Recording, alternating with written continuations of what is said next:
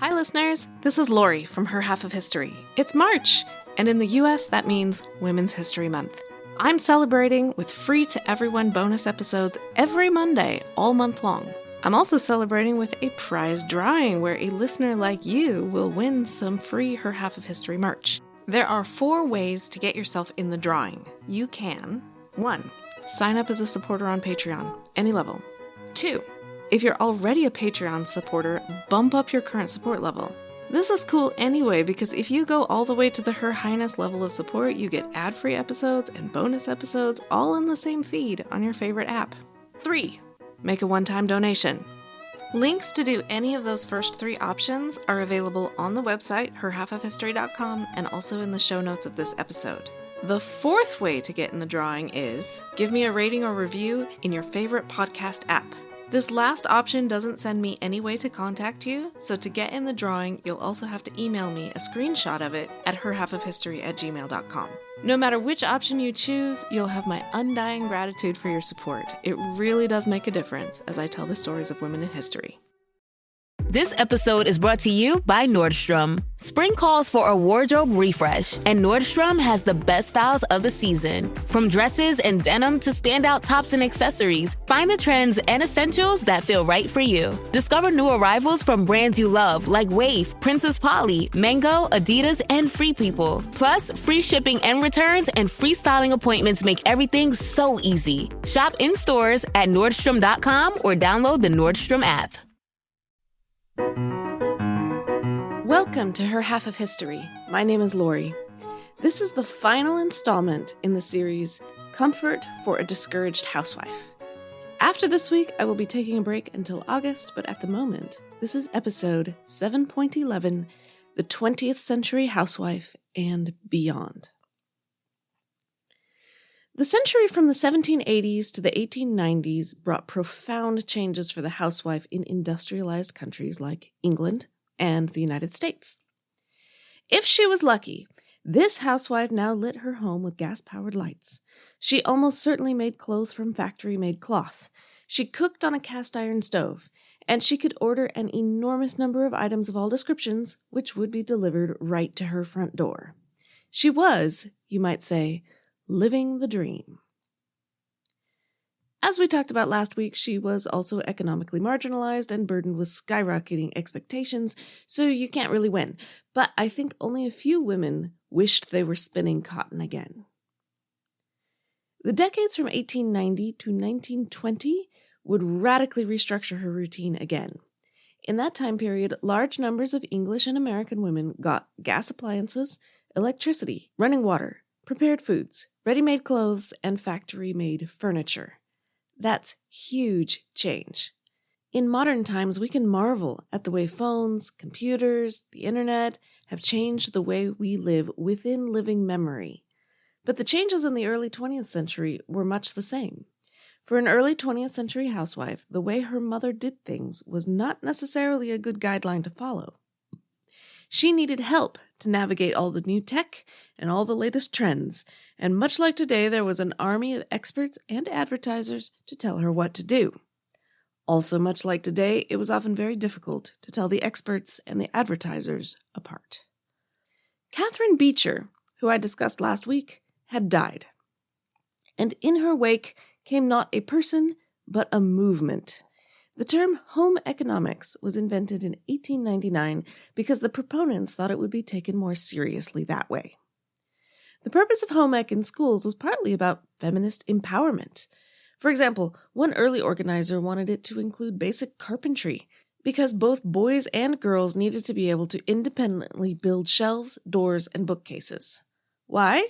Because when a woman depended on a man to do such things, they do the work as they please. Not as we would like it done. Closet shelves are always too high, she said. But home ec was also about utopian vision. The home is the organic unit of society, and to raise the standard of living and of life in the home is to elevate the whole social system. Home ec was going to revolutionize the world, eliminate poverty, keep the home sacred as Catherine Beecher intended, but also liberate women from their traditional shackles. It was a grand vision. and it experienced a few bumps along the way. The need for all this education came from two fronts. As I said, the housewife in this period had new technology, so the actual work had changed. But she was also increasingly doing the work herself. In previous centuries, middle-class families had servants. A woman alone could not possibly do it all. The servants lived in the same house and did all the most unpleasant tasks. To take one fictional example, if you think of Mary Poppins, Mr. Banks is a bank employee, not one of the senior partners, and yet he can afford a live-in nanny, cook, and housemaid. But the early decades of the 20th century vastly expanded the jobs available. Women could work in factories or offices, and they left domestic service in droves. They didn't want to live with their employer. They wanted better pay and more time off. Middle-class housewives struggled to find help. So yes, many tasks were simplified by machines, but that did not mean the housewife had more free time. The machines were the only way she could get by without the servants, and in fact early appliances were advertised in exactly that way. These electrical servants gave you the peace of mind to know that when your maid quit, you'd be okay. In 1918, a middle-class housewife named Marion Woodbury published a detailed account of her own routine. Marion did her own work, which was a common but misleading phrase at the time. It meant she had no live-in maid. It certainly did not mean she had no help at all. Marion herself reported a 45-hour work week in which she tidied, stripped beds, put away clean clothes, cooked, sewed, took care of children, ordered groceries, and went to the market. But a laundress came on Tuesdays and Wednesdays. That woman also cleaned the bathrooms. A student from the local university came by for a couple of hours every weekday afternoon to clean the lunch dishes, dust, sweep, polish, and babysit. You will notice that this house still required at least 2 adults on housewifely duties to function. Women's magazines of this period had lots of advice for housewives who were unfortunate enough to have lost their live-in help. You could, for example, simplify mealtime by having the children eat with the adult family members. Notice the implication that the expectation was they'd eat a different meal with the nurse. We are certainly a long way away from the people who later cursed the demise of traditional family dinner when mother went out to work. Of course, there already were women who went out to work, but by and large, the magazines were not concerned with the burdens of housewives who were so far from being able to hire help that they were seeking employment themselves. The realities there were grim. These women lived in crowded conditions. Their homes and apartments offered no privacy and no storage. This woman had no time to tidy, clean, cook, or sew. Many such women worked in factories, but they were also what remained of the domestic servants. In the 19th century, domestic help had largely been single. In the 20th, they were largely married. So they spent their days doing housework for another and probably wider family. They had no time or energy for their own housework. The evidence of such conditions is not hard to find. Poor children had high rates of malnutrition and infant mortality. The more well-to-do frequently complained that the poor stank and looked dirty. It was rude to say so, but it was also true. That's what happens when your family works the dirtiest jobs, when no one does the laundry, and when you have no bathtub or sink. A woman's very life was on the line as she ran herself ragged to provide both money and housework, both in appalling conditions. In one mill, the mortality rate for married women mill workers was 3 times higher than that of the single women who worked there. And of course, the social stigma was there on top of the actual physical burden. As discussed last week, Catherine Beecher had already made caring for home and family a moral duty. The women's magazines now deliberately used guilt as an appeal. Advertisers were told that guilt, embarrassment, and insecurity were surefire ways to get women to buy. For example, one ad promoting electricity and vacuum cleaners said, "This is the test of the successful mother. She puts first things first. She does not give to sweeping the time that belongs to her children." The explicit message was that if a family was not clean, healthy, happy, and looking good, then it was the housewife's fault, because remedies for all of that existed. She had to buy special baby food or her baby would get sick.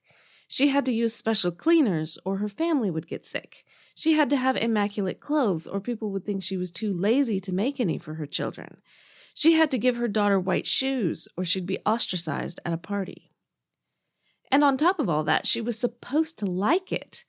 In the early 20th century, Christine Frederick, author of Household Engineering, was all about saving time and effort.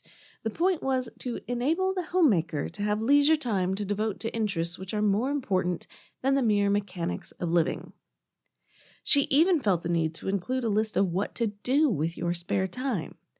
But finding a job was not on it. On the contrary, our greatest enemy, she wrote elsewhere, is the woman with the career. Why? Because homemaking should be stimulating, artistic, and interesting enough. All of this was out of reach for many, and perhaps most, married women. I will place 2 photos on the website. One is a 1935 picture of Mrs. Benjamin Javits and her 2 children. Her husband was a New York lawyer. They are posed in a beautiful garden, complete with a neoclassical statue. Their clothes are clean, their hair is tidy, all have shoes and look pleasant, especially the boy. Contrast that with a 1938 photo of a sharecropping family in Alabama. They are seated inside a house with uneven floorboards and a portion of the floor is just dirt. Their clothes are filthy. Mom's dress has a hole in it. Dad isn't wearing a shirt. Only one of the 6 has shoes. All of them look exhausted, including the girl who looks about 8 years old. The only possible exception is the boy, who looks about 4. His shirt is badly buttoned, and he isn't wearing any pants or indeed underwear at all, but he is smiling. This is clearly a family that is suffering because no one has the time or energy to do the things Marion Woodbury did, even though there are 2 adult women in the picture. For the women who could actually afford to be housewives, the time involved was holding steady despite the new appliances. In a landmark study, Joanne Vanek found that American women did almost as much housework in 1968 as they did in 1926. Let's take a look through the tasks I covered in this series to see why. I started with laundry, which many women felt was the absolute worst. By the end of the 19th century, there were many commercial laundries and also professional laundresses. As a housewife, the easiest way to do laundry is not to buy a washing machine, but to simply get someone else to do the whole job, kit and caboodle, without worrying about the technical side at all. So for many, many women, the result of getting a washing machine was that laundry came back to them. It was added to their list. And remember, dryers came later. Wrinkle-free, color-fast fabrics came much later. I went on to sewing. It is absolutely true that this got easier in the 20th century as more ready-made clothes were available, but sewing went out gradually. It was a long time before the majority of housewives not only did not sew their own skirts, but actually didn't know how, even if they had wanted to. Lighting undoubtedly got easier, no question there, but house cleaning? Not so much. Again, a great many housewives of the 19th century paid someone else to do the scrubbing and would never have deigned to get down on the floor themselves. Not true for the 20th century housewife. Also, she now has a larger house and a bathroom. Great when you need to go, not so great when it's time to clean. Time spent shopping expanded enormously, as I covered in episode 7.5. What I didn't mention was a related issue. How do you even get to the market? Transportation was not a huge drain for most housewives of the past because goods were either homemade or delivered to you by the iceman, milkman, tin peddler, or whatever.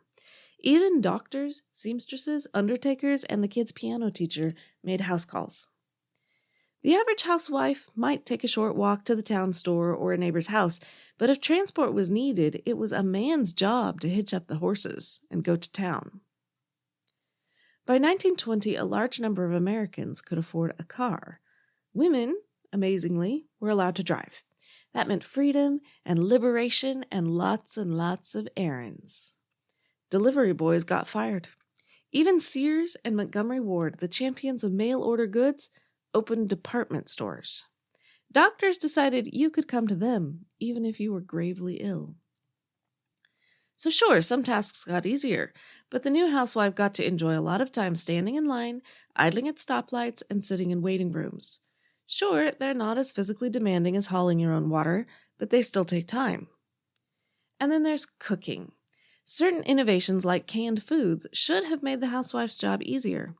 And on some days of the year, they did. But when factory-made glass jars became cheap, home canning the garden's produce was added to the to-do list. That is a big, big job. Many women learned to do it from the government-hired home ec experts at the county extension office who came around, assessed the needs, and tried to help. By and large, they were really intending to help, but giving help is always a tricky thing. Some experts, fresh off their dietitian training, were really peddling the Anglo-Saxon diet. Did these poor people use garlic? Or tortillas? That wasn't in the official manuals, so let's train them out of that. Ethnic food wasn't yet trendy, and many women felt criticized. In 1937, Emily Post, the Queen of Good Manners, added a chapter called Mrs. 3-in-1, which explained how to give a dinner party and be a guest, a waitress, and the cook all at the same time. No guides before had needed such a chapter because any housewife in a position to give dinner parties at all had a maid and a cook. By 1950, a housewife alone could manage what the 1850 housewife needed 3 or 4 servants to manage. Technology was good. But the housewife was both very busy and quite possibly lonely. I'm Ken Harbaugh, host of Burn the Boats from Evergreen Podcasts. I interview political leaders and influencers, folks like award-winning journalist Soledad O'Brien and conservative columnist Bill Kristol, about the choices they confront when failure is not an option. I won't agree with everyone I talk to, but I respect anyone who believes in something enough to risk everything for it. Because history belongs to those willing to burn the boats. Episodes are out every other week wherever you get your podcasts. The years after World War II saw a rise in housewifery. Some, but not all, of the desperately poor women from earlier in the century benefited from the economic boom. In Black communities, the rise of the Black housewife was a triumph because it meant their men were finally earning enough to support a family.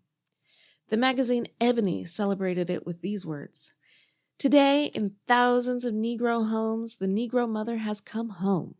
Come home perhaps for the first time since 1619, when the first Negro families landed at Jamestown, Virginia.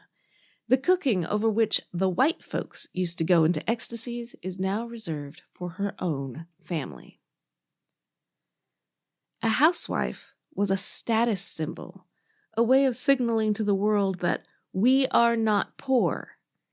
If a wife wanted to work, many men took it as a personal affront, an accusation that they were not earning enough. The idea that staying home was a moral duty had not gone anywhere either. It was being actively promoted with statements like, "If women in any field don't do a good job as homemakers, they don't really make a lasting contribution to the world." The irony was that many of the professional home economists saying so were married women with children who were not following their own advice. By the end of the 1950s, home ec classes were in full swing for girls, but they were a far cry from the female empowerment education that the early organizers had envisioned. Now, the point of learning was not to save yourself money, time, or labor, but to please your family, and specifically about attracting and holding on to your man. If he strayed, it was because you didn't do a good job. If your children were unhappy or disobedient, it was because you didn't do a good job. You must be endlessly available for their every whim, or you are not doing a good job. By the 1960s, a degree in home economics, which had been a serious qualification for decent jobs, was now something to get while you waited for a husband. In part, that was because women who were interested in nutrition, chemistry, health, and biology could now more easily major in those subjects, rather than approaching them sideways through home ec, as they had done before. The trouble was that capitalist societies valued money, and a housewife didn't make any. Society constantly told her she was not as important as the men, especially now that machines made her life so easy, but they simultaneously took her labor for granted. She had conveniences beyond the wildest dreams of Catherine Beecher, and yet many housewives were still discouraged. Certainly, if you believe the feminists, that was so. Betty Friedan's 1963 bestseller, The Feminine Mystique, called it the problem that has no name. She launched a career in women's activism. Her efforts were praised by many, and also criticized by many, both for being too liberal and also for being too conservative. There is sometimes an assumption that all women are in favor of what the women's movement called women's rights, but such was and is not the case. Many women had dedicated their lives to what they truly believed was their highest calling. They felt affronted by the idea that they were unhappy, downtrodden, submissive, and that their labor would have been better spent in a high-powered career. And no matter what you think about gender relations or female empowerment, you can hardly blame them for taking offense at some of the rhetoric. It was hardly flattering, for example, when feminist Robin Morgan told a group of home ec teachers that their classes were the final icing on the cake, the nail in the coffin after which the American young woman is a limp, jabbering mass of jelly waiting for marriage. And even if a housewife was unhappy, what else was she supposed to do? Inching through a traffic jam in order to drop the kids at soccer practice while you pick up frozen prepared meals for dinner may not be wildly fulfilling, but it still did have to be done if you were going to maintain your social status as a middle-class American family. If all women left home for the office, it was not at all clear who would get that other stuff done. And now, finally, I have something to say about women who were neither British nor American. The Industrial Revolution had rolled out differently in the rest of the world. It hit later and unevenly as cheap Western products flooded their markets, but without necessarily a corresponding economic boom. The owners of the factories might be half a world away, and they weren't hiring in your neighborhood. One of many possible responses to the problems of capitalism was communism. Capitalist societies devalued the housewife because she made no money. Communist countries did not value anyone for money, so that was no problem. Instead, they valued you for the hours of labor you gave to the state, and they all knew that women were good workers. Women had lots and lots of hours to give. Under persuasion or under coercion, whatever worked. Compared with capitalist nations, the communist rate of female participation in the workforce was very high. 70%, 80%, even 90%, depending on the time and place. Every communist regime recognized that if women were at work all day, someone was going to have to handle all the traditional housewifely tasks. How exactly this played out depended on the country, and I'm not going to cover all of them, but here are a few. East Germany signed women up for jobs and training at an impressive rate in the 60s. But the institutionalized daycare for kids 0 to 3 had space for only 10% of the kids in that age group. And most women still had to feed and clothe their families without the benefit of a fridge or washer. They worked full-time jobs, but their husbands still expected to return in the evening to a clean apartment, quiet children, and awaiting dinner. The state tried to help. They made daycares that were for week-long care or even long-term boarding institutions. But they were not popular. Mothers were not happy. Children were not happy. Many women preferred part-time work, which alarmed a party concerned about labor shortages. The reason for the demand? Kinder und Küche, said one internal report. Children and kitchen. The number of women working part-time grew. In Hungary, the policies were such that you had the official state economy in which both men and women worked, but you also had a second economy in which families owned businesses or took private jobs. This was legal, and the second economy was actually bigger than the state economy. Women typically worked in the state economy, but afterwards went home to cook, clean, and childcare, while her husband went to his second or even third job. It was good for the family finances, but hard. The wife's labor was absolutely necessary. Single men and women had a lower standard of living because they could not handle the triple burden of state job, private job, and daily needs. Married men could do it only because the wife was handling the daily needs for him, and it was a heavy load for everyone involved. China was utterly single-minded in its attempt to rationalize production. The party saw little value in the old methods of dividing labor. In particular, they wanted a strong cotton industry which would precede railroads and heavy industries. Accordingly, they built textile factories very quickly. The rural women were sent out into the fields to take over agricultural work, while the men went into industry. This happened very quickly. In 1955, a woman in Shanxi province worked an average of 30 to 50 days in the field. In 1956, she worked 140 days in the field. It's just 1 year later. In theory, she could do this because she would now be buying her family cloth from the state-run factory. The business would boom, farming families would be well clothed, and everyone would be happy, especially the Communist Party. As usual, reality failed to live up to expectations. In the real world, the rations allotted to each family were too small, and the prices too high.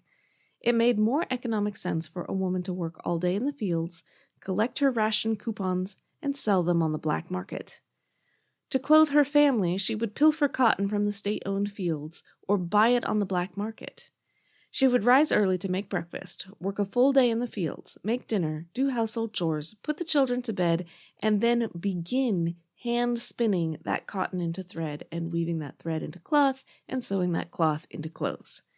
Yes, even in the second half of the 20th century, millions of women were still clothing their families by starting with a cotton plant.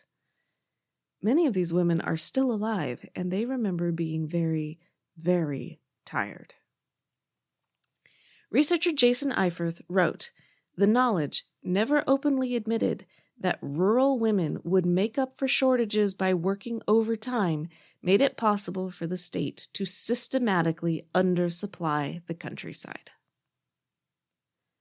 China was extreme, but women the world over were facing the same problem. Women had always worked hard, but housework no longer counted as work, certainly not in the eyes of communist regimes, and not in the eyes of capitalist societies either. Those are exactly the words used for a housewife in American English. She doesn't work. Increasingly, she worked elsewhere, either because the state told her to, or because feminists said she'd be more fulfilled that way, or because she genuinely wanted to, or because her finances required it.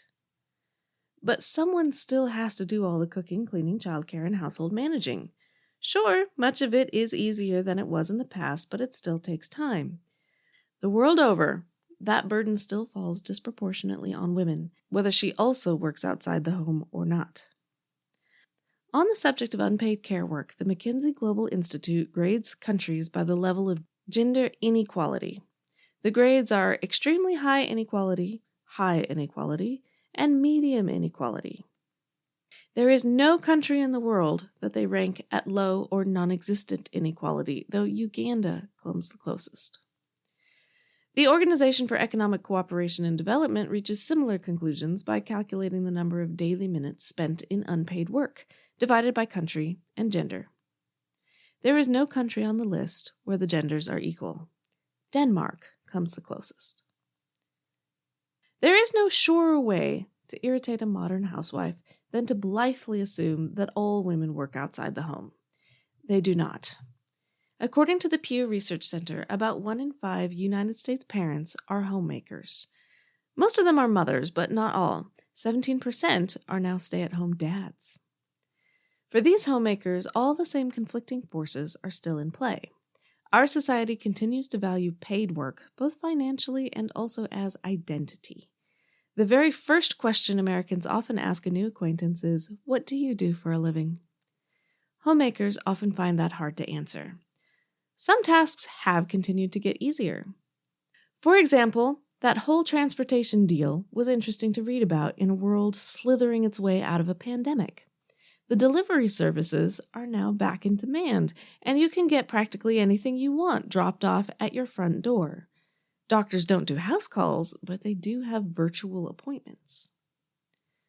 Don't discount the homemaker's time yet, though, because houses are bigger, more cleaning, possessions have multiplied, more organizing, and child care standards have climbed so high they are approaching the stratosphere. Just talk to a homeschooling mom about whether she needs suggestions for her leisure time. The answer is no, and she's got Pinterest for that anyway. The modern world has far more opportunities for women than ever before, and that's good. I'm grateful. But the need to keep all family members fed, clothed, healthy, and happy has not gone away, and fulfilling those needs will always be of enormous value. However you and yours are managing it, I wish you well. I've got a lot of major sources today, but the one I haven't mentioned before is Danielle Dreilinger's The Secret History of Home Economics. The others are listed on the website at herhalfofhistory.com, along with a transcript, pictures, and a subscribe button. You can tell me your thoughts on Housewives at Twitter at her_half or on Facebook. Keep it polite, though, or I'll block you. I am now officially on break, but I will be back some unspecified Thursday in August with a brand new series. Don't miss it. Thanks.